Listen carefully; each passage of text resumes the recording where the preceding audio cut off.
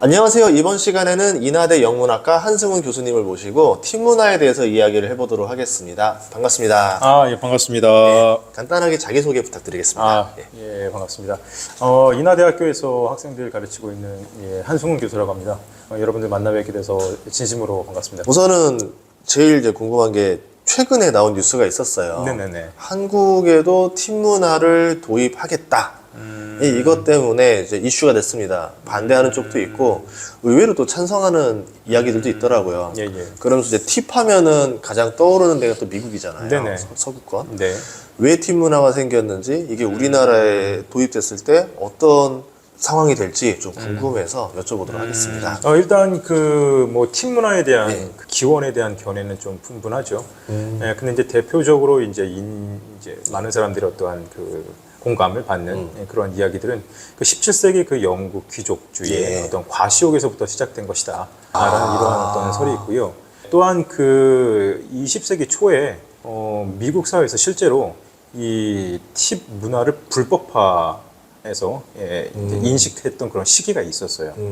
그러니까 정확히 말하면 한 1906년부터 1909년부터 1926년이죠. 그때 17년 동안 미 사회에서는 이 팀 문화는 불법이다라는 이러한 어떤 사회적인 어떤 통념, 이걸 제도화시켰던 그런 시기가 있었습니다.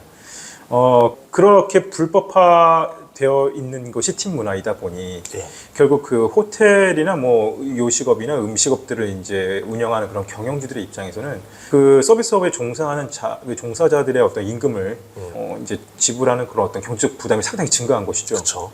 예, 그러니까 결국 고용주들이 만들어낸 일종의 전략. 이것이 바로 또 미국에서의 또 팀 문화가 새롭게 자리 잡게 된 어떤 배경이라고 볼 수 있겠죠. 그러니까 팁 문화에 대한 어떤 기원을 말씀하기에 앞서서, 그러니까 저는 팁이라는 단어의 어원에 대해서 좀 생각을 해볼 필요가 있다고 생각하는데, 그러니까 팁이라는 것은 한국어나 영어 모두 부정적인 의미를 내포하고 있어요. 그래서 한국어의 경우 이제 표준국어 대사전에서 팁이라는 것은 이제 시중을 드는 그런 사람들에게 어떠한 서비스나 어떤 물건에 대한 대금 이외에 이제 더 얹혀주는 그러한 돈이다라고 이제 정의하고 있죠. 근데 영어의 경우에는 실제로 17세기 초에 이 팁이라는 단어가 아주 적은 양의 돈을 의미하는 것으로 사용이 된 기록이 있어요. 그러니까 이와 같은 어떠한 그런 어원을 우리가 봐서도 결국 이 팁이라는 용어 자체도 긍정적인 의미를 내포하는 단어는 아니라는 것이죠. 그런데 그렇다면 이제 본론으로 다시 돌아가 봤을 때 이 팁이라는 것은 제가 아까 말씀드렸던 것처럼 영국 중세 시대 귀족주의의 어떤 과시욕에서부터 비롯된 것이다 라고 했는데요. 출발점은 아마도 17세기 초 1800년대가 되겠죠. 그래서 상품이나 카페 등에서 귀족들이 어떤 물건이나 서비스 대금을 이제 지불할 때 그들에게 이제 웃돈을 더 얹어주는 거예요. 그러면서 자신들의 어떤 부를 이제 과시하려는 이러한 부분이 있었겠죠. 그때부터가 시작점이라고 볼 수 있을 것 같아요. 그런데 이제 1850년쯤 됐을 거예요. 아마 그때 이러한 영국의 귀족들을 너무나 닮고 싶어하는 그런 소수 이민자들이 결국 이러한 영국의 이러한 팀 문화를 미국으로 유입하게 됩니다. 그런데 미국으로 유입해서 결국 1850년경에 미국에 최초의 이 팀 문화가 도입이 된 거죠. 1900년대 미국 사회가 이 팀 문화에 대해서 상당히 거부감 많이 갖고 있었는데 그 이유는 여기서 찾아볼 수 있을 것 같아요. 뭐냐면 미국인들은 자신의 어떤 일상생활에서 중요하게 여기는 가치체계라는 게 있어요. 그게 보통 6가지 정도 저희가 요약할 수 있는데 첫 번째는 자유입니다. 그리고 기회의 평등, 그리고 노력, 그리고 어떤 경쟁, 그리고 자립이라는 것이 마지막은 물질적 부거든요. 근데 그 중에서 이 물질적 부를 제외한 나머지 5가지 가치체계에 이 영국의 귀족주의는 부합되지 않는 것이죠. 그러니까 심지어 나아가서는 그 당시에 이러한 영국의 이 귀족주의의 토대를 둔 이 팀 문화가 미국인들을 노예로 전락시킬 수도 있다라는 이런 우려의 목소리도 나오기 시작하죠. 그래서 이제 미사회에서 몇 개의 주는 실제로 그 당시에 이 팀 문화를 불법화하자라는 그런 법안을 통과시키기도 해요. 그 이후에 이제 1909년, 1926년까지 약 17년 동안 미국 사회에서는 팁이 불법화되었다라는 것이죠. 물론 1926년에 미시시피주에서 이 불법화했던 이 팁 문화를 다시 이제 합법화하는 이런 법안이 통과되기도 하거든요. 근데 그 이후에 팁 문화가 미국 사회에 새롭게 정착될 수 있었던 제도화된 계기는 다름이 아니라 그거죠. 결국은 그 고용주들의 경제적 부담을 줄일 수 있는 게 뭐냐는 거죠. 그걸 팁 문화로 충당하자 하는 거예요. 그때 시기쯤이면 그 경제 대공황이랑 맞물리는 시기쯤. 예, 맞죠. 네, 맞습니다.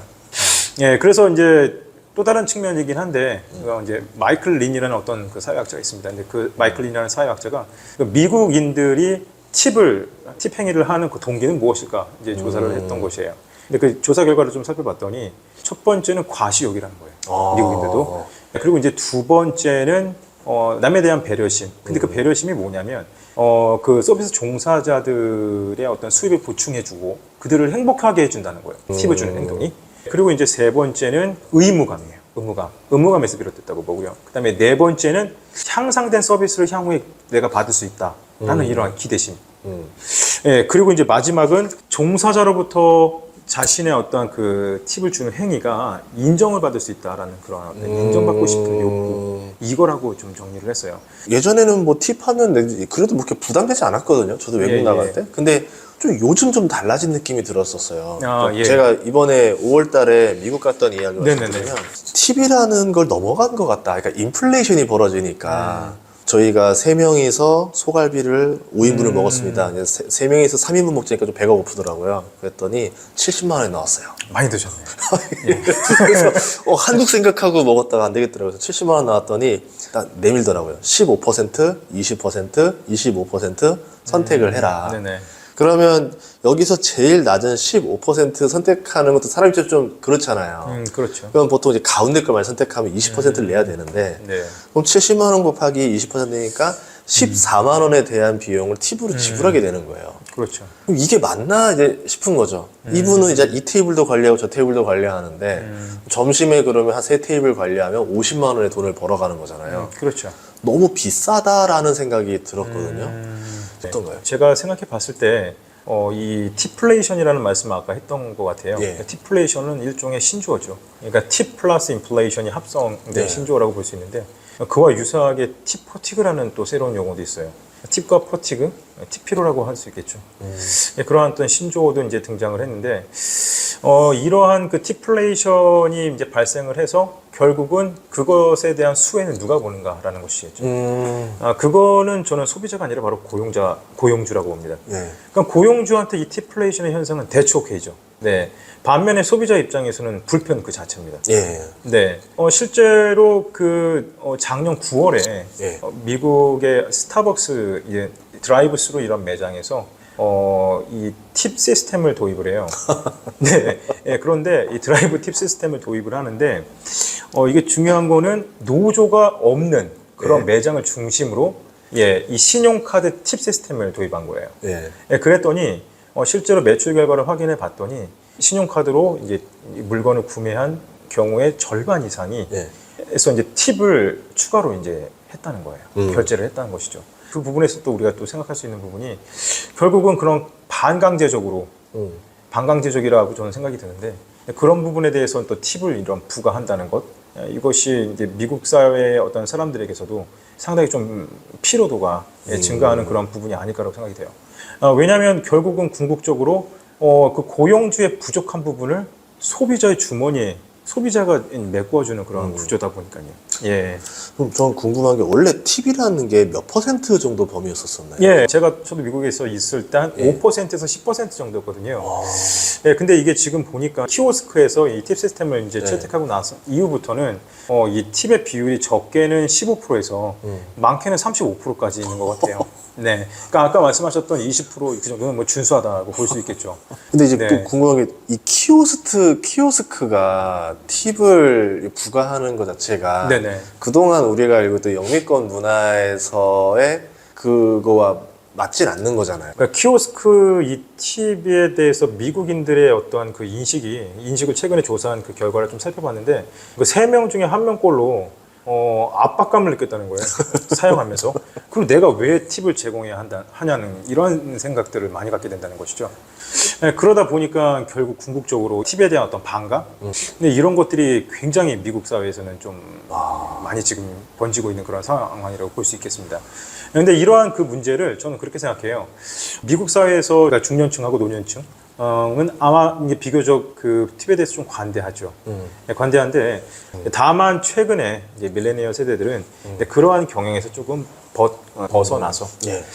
그들의 어떠한 개인의 가치 이런 부분들을 좀 더 강하게 주장하면서 폐해를 보는 것을 싫어한다는 것 같아요. 이거는 제가 가리키는 이제 많은 이 학부생들의 경우에서도 제가 확인이 되는데 요즘 그 젊은 세대들을 바라보게 되면 상대방에게 요청하고 부탁하는 것도 싫어하고 또 상대로부터 요청과 부탁을 받는 것도 상당히 좀 꺼려하더라고요.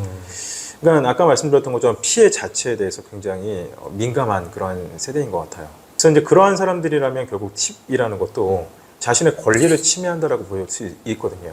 분명. 예, 그러니까 그러한 측면에서 우리가 생각해 봤을 때 미국의 어떤 팁 문화도 이전의 세대와는 중년층, 노년층과는 좀 다르게 점차적으로 변모되어 가고 변화되어 가고 있는 것은 사실이죠. 아, 그러면 네. 미국도 우리나라도 지금 뭐 MG 그러면서 네. 기존 기성세대와 좀 다른 문화가 있다 이렇게 보는데 미국도 지금 MZ세대가 있는 거네요. 아, 그렇죠. 오. 네. 그래서 그들의 어떤 인식 이런 것들이 예. 결국 팀 문화에 녹아들어서 제가 생각했을 때는 저는 이렇게 예. 생각하거든요. 세대의 변화라는 게 우리가 살아있는 동안 끊임없이 계속 이루어지는 거 아니겠습니까? 근데 이 세대 변화가 계속 일어나는 그런 과정 속에서 지금 현재 이 밀레니얼 세대들, 미국의 밀레니얼 세대들이 팀 문화에 갖고 있는 이런 부정적인 인식과 태도 이런 것들이 저는 세대가 변하면서 오히려 더 심화될 거라고 생각해요.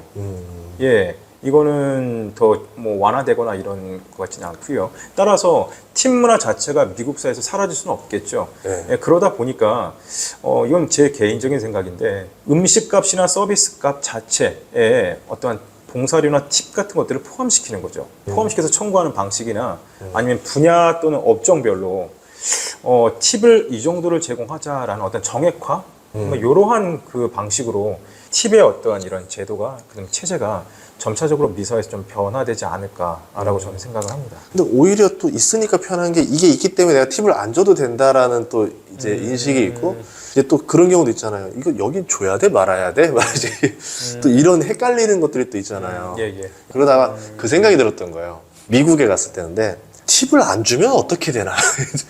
어떻게 됩니까? 그러니까 이건 실질적인 제 경험이긴 한데 제가 2011년에 이제 하버드 대학교에서 논문을 발표할 때가 있었습니다. 그래서 그때 이제 캠브리지에 있는 어떤 호텔에서 잠시 3박 정도 이제 묵었었는데 예. 룸메이드 하시는 그 분들한테 팁을 줘야 하나 저는 이제 그런 생각이 좀 강했었거든요. 그래서 제가 이제 학교를 갈 때 팁을 놓질 않았어요. 그랬더니 좀 황당한 경험을 했는데요. 그래요? 예, 돌아봤는데 정리가 되어 있는 것이 아니고요. 네. 쓰레기통도 뒤집어져 있고요. 우와. 예, 그 다음에 이런 각종 이불 이런 것들은 제자리에 있지 않았던 걸로 기억이 돼요. 그래서 굉장히 저는 황당했었어요. 오히려 그 다른 사람들이 누군가 침입해서 네. 뭔가 이렇게 뒤진 건 아닐까 이런 의심을 할 정도였거든요. 그래서 그 다음에 이제 제가 이제 안 되겠다 해서 $1를 좀 이렇게 놨더니 쓰레기통은 이제 치워주셨는데 이불은 치워주지 않아요. 이 금액이 안 맞다. 이거. 예, 그런 거죠. 그래서 아까 말씀하셨던 그 비율이라는 게 상당히 의미가 있는 거죠. 예. 그러면 진짜 이게 하나의 사례가 아니라 어떻게 보면은 미국 사회에서도 팁을 주지 않았을 때 좀 나쁜 서비스를 받을 가능성이 있다. 이렇게 볼 수 있겠네요. 예, 그렇죠. 네. 또 한국 사회도 팁이 없다라고 하는데 골프 가면 또 팁 주고 이제 뭐 참치집 가면 또 팁 주고 이게 또 이러잖아요. 그런데 또 막상 아까같이 팁이 또 들어온다 하면 또 반발을 하고 네. 왜 이런 상황일까? 예. 뭐 식당의 어떤 그런 테이블에서 예. 직원의 서비스가 만족스러웠다면 5,000원 이상을 라는 그런 안내문 때문에 여론이 상당히 당황스럽고 네티즌들 역시 엄청난 그런 폭발적인 반응이 있었던 것 같아요. 근데 최근엔 또 이제 2023년 7월에 아마 그 카카오 택시 이런 그 문제였던 것 같은데